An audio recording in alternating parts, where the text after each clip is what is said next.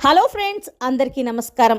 ముందుగా మీరు మా ఛానల్ని సబ్స్క్రైబ్ చేసుకోకపోతే సబ్స్క్రైబ్ చేసుకొని పక్కనే ఉన్న బెల్ ఐకాన్ని క్లిక్ చేసి ఆల్ సెలెక్ట్ చేసుకోండి.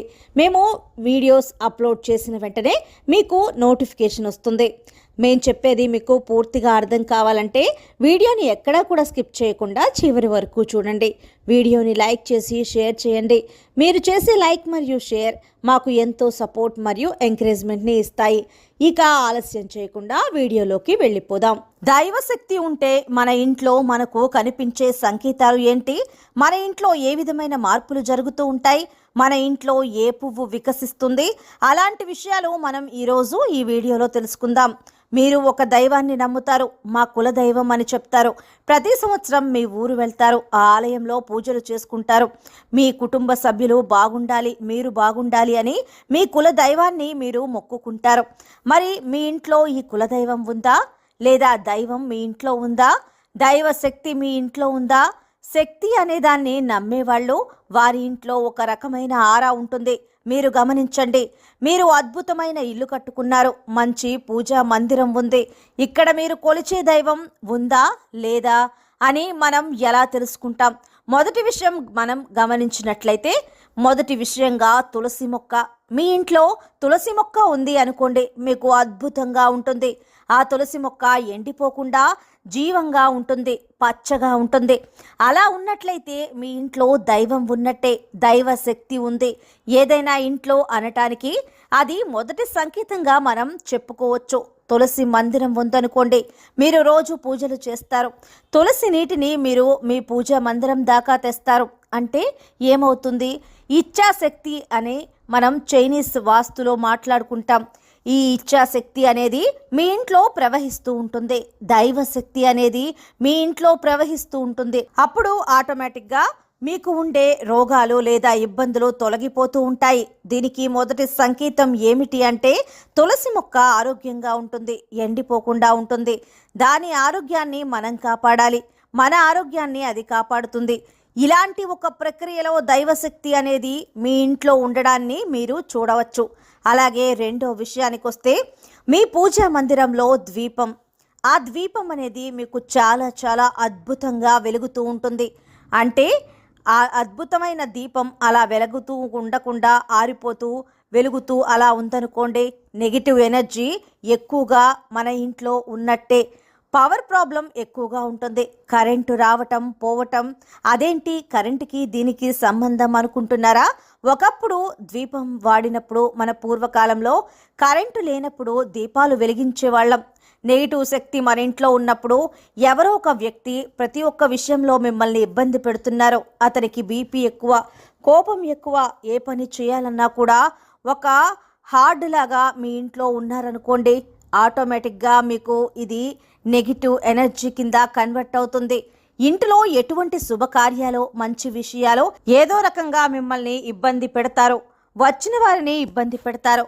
సుఖ సంతోషాలతో కూడిన ఫ్యామిలీని వీరు క్రియేట్ చేయనివ్వరు. వీళ్ళందరూ కూడా నెగిటివ్ ఎనర్జీ. ఈ నెగిటివ్ ఎనర్జీ ఉందా లేదా అనేది మీరు చెక్ చేసుకోవాలి. అంటే మీ ఇంట్లో దైవ శక్తి ఉందా? మీరు కొలిచే దేవుడు మిమ్మల్ని కాపాడతారా అనే విషయాన్ని తులసి మొక్క చెప్పేస్తుంది. మీ పూజా మందిరంలో ఉండే దీపం అద్భుతంగా వెలుగుతుంది అనుకోండి, ఖచ్చితంగా మీకు గుడ్నెస్ లేదా గాడ్నెస్ అనండి, రెండు కూడా మీ ఇంట్లో ఉంది అని మనం గమనించుకోవచ్చు. ఇక మూడవది అతి ముఖ్యమైన విషయం ఏమిటంటే, ఎవరైనా మీ ఇంటిలో అడుగు పెడుతున్నారు అనుకోండి, ఒక అద్భుతమైన సువాసన రావాలి.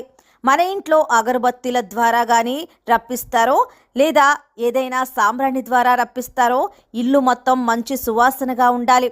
స్వామి రమ ఆయన లివింగ్ విత్ శివాలయం మాస్టర్స్ అనే పుస్తకంలో దీని గురించి ప్రత్యేకంగా రాస్తారు. మేము గుహల్లో నివసిస్తూ ఉంటాము.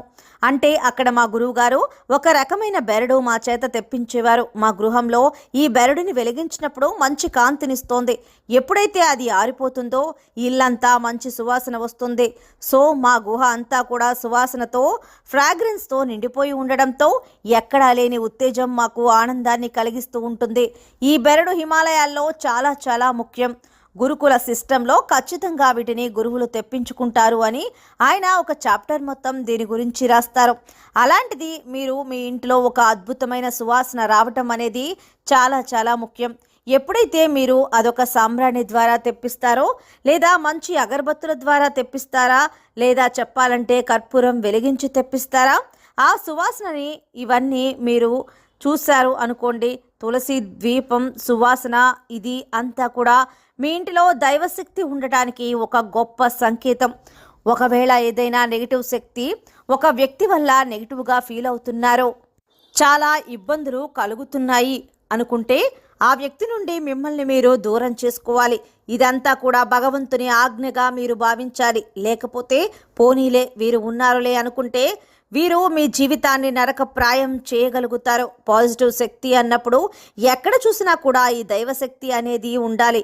ఇది ఒక్క పూజా మందిరంలో కాదు, ప్రతి ఒక్క గదిలో కూడా, బెడ్రూమ్ కానివ్వండి, లివింగ్ రూమ్ కానివ్వండి, బాల్కనీ కానివ్వండి, ఎక్కడైనా కూడా మీరు ఇలాంటివి తెచ్చుకున్నప్పుడు మీ ఆరోగ్యం బాగుంటుంది, మీ జీవితం బాగుంటుంది. సో దీనికి మీరు ఒక గ్రేట్ ఇండికేషన్ ఏమిటి అంటే మందార పువ్వు, తెల్ల మందార పువ్వు. ఎక్కడైనా కూడా మీరు ఇలాంటివి తెచ్చుకున్నప్పుడు మీ ఆరోగ్యం బాగుంటుంది, మీ జీవితం బాగుంటుంది. సో దీనికి మీరు ఒక గ్రేట్ ఇండికేషన్ అంటే తెల్ల మందార పువ్వు. తెల్ల మందార పువ్వు మీరు నర్సరీలో కొనుక్కొని తెచ్చుకొని పెట్టుకున్నారు అనుకోండి, మీ ఇంట్లో దైవం యొక్క పాజిటివ్ శక్తి బాగా ఉంది అనుకోండి, మీ కుటుంబం, మీ కుటుంబ సభ్యులు చాలా బాగా అన్యోన్యంగా ఉన్నారనుకోండి, ఈ మందార పువ్వు అనేది అద్భుతంగా వికసిస్తుంది. కొంతమంది ఇంట్లో బ్రహ్మకమలం వికసిస్తుంది. 8 ఏళ్ల తర్వాత బ్రహ్మకమలం ఉంటే వీళ్ళ జీవితం ఎంతో బాగుంటుంది. అంటే మీ ఇంట్లో ఒకవేళ బ్రహ్మకమలం వికసించడం అంటే చాలా చాలా పాజిటివ్ ఎనర్జీని క్రియేట్ చేస్తుంది. కాబట్టి మీరు మీ ఇల్లు ఉందనుకోండి, మీరు ఎన్నో పువ్వుల్ని తీసుకురావాలి, తులసి మొక్కను పెంచుకోవాలి, అలాగే అలోవెరా తీసుకొచ్చి మీరు పెంచుకున్నట్లయితే ఎన్నో రోగాల నుంచి మీరు బయటపడగలుగుతారు. అలోవెరా జ్యూస్ తాగేవారికి షుగర్ వ్యాధి అనేది రానే రాదు. ఒక చిన్న ముక్కను కోసి అందులో ఉన్న జెల్ని పసుపుతో కలిపి, నీరు కలిపి అలోవెరా జ్యూస్గా తాగారనుకోండి, మీకు మామూలుగా మీ ఇంట్లోనే పెంచుకుంటారు కాబట్టి ఎక్కడో మందుల షాపుకు వెళ్ళి కొనాల్సిన అవసరం లేదు. అలోవెరా ఉంటే చాలు. మంచి మంచి పువ్వులు, కొంతమంది పువ్వులను మెడిసిన్గా కూడా వాడే ప్రక్రియ కూడా ఉంది. అలాంటప్పుడు మీ ఇల్లంతా కూడా మీరు ఇలా ప్లాంట్స్ కానీ, పువ్వులు కానీ, అలోవెరాని కానీ పెంచుకోండి. వీటితో ఇంటిని నింపుకోండి. అలాగే ఒక మంచి సువాసన, ఫ్రాగ్రెన్స్ని మీ పూజా మందిరంలో ద్వీపం పెట్టుకోండి. తులసి మొక్కను మీరు అల్టిమేట్గా కాపాడుకోండి, చక్కగా కాపాడుకోండి. ఇలాంటి ఇంటిని మీరు ఊహించుకోండి. అలాంటి ఇల్లు మీ దగ్గర ఉంది అనుకోండి, మీ ఇంట్లో నెగిటివ్ ఎనర్జీ అనేది ఎప్పుడూ కూడా రాదు, ఎప్పుడూ సంతోషంగా ఉంటారు. మీకు ఆ దైవశక్తి యొక్క అనుగ్రహం ప్రాప్తిస్తుంది. ఆ దైవశక్తి అనేది మీ ఇంటిలో ప్రవహిస్తూనే ఉంటుంది. మీ దైవం ఎప్పుడూ కూడా మీతోనే ఉంది అన్న పాజిటివ్ ఎనర్జీ ఉంటుంది. ఆలోచన కానివ్వండి పాజిటివ్గా ఉంటుంది. ఆ కాన్షియస్నెస్ కూడా మీకు ఎక్కడ లేని బలాన్ని తెస్తుంది, శక్తిని తెస్తుంది. ఏ సమస్య వచ్చినా కూడా దానంతటా అదే పరిష్కారం అవుతుంది. అలాంటి ఒక మిరాకిల్ మీ ఇంట్లో జరుగుతుంది. కాబట్టి చిన్న చిన్న ఇండికేషన్స్ని మనం ఈరోజు తెలుసుకుందాం.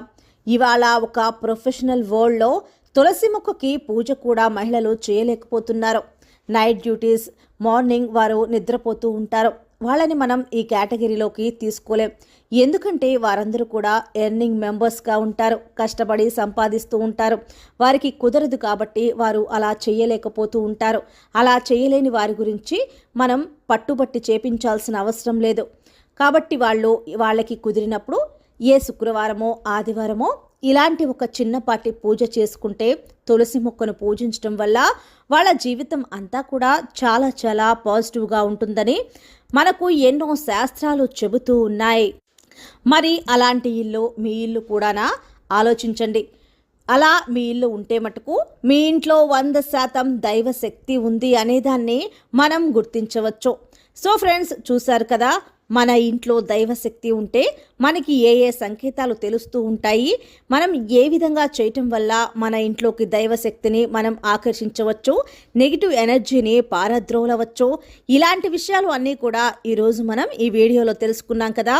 సో ఫ్రెండ్స్, వీడియో కనుక మీకు నచ్చినట్లయితే లైక్ చేసి, షేర్ చేసి, సబ్స్క్రైబ్ చేసుకోండి. ధన్యవాదాలు.